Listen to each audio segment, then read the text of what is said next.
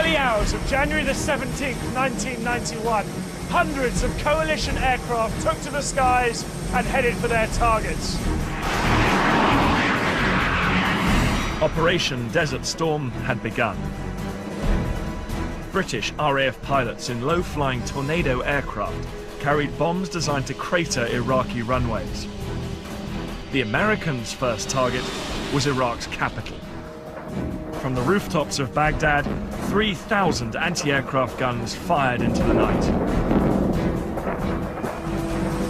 Flying straight into this wall of fire were 8 American bombers.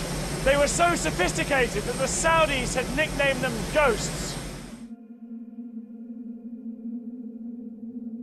The F-117 stealth bomber was designed to be invisible to radar. But this was its first test in major combat. The stealth's first target was the main communications tower in Baghdad. At exactly 3 a.m., the pilot in the lead aircraft pushed the button and a 2,000-pound laser-guided bomb descended on its target.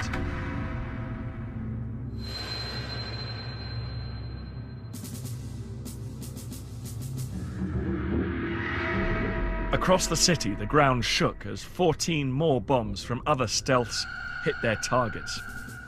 The aircraft turned for home. Cruise missiles launched from US warships knocked out the power stations and plunged the city into darkness. The air campaign, unleashed by the coalition against Saddam's Iraq, was codenamed Instant Thunder. It was the most powerful and focused use of air power in the 20th century. On the first night, coalition aircraft flew over 1,000 sorties. They hit power stations, radar and communication networks, airfields, and chemical weapons facilities. The aim was first to gain control of the skies above Kuwait and Iraq and destroy Saddam's ability to coordinate his forces, and then to target the forces themselves.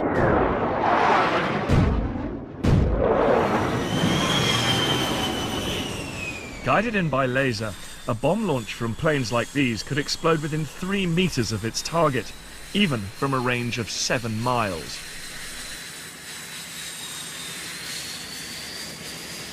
The bombing campaign had badly damaged Iraqi radar stations and gave Iraqi pilots little chance to respond.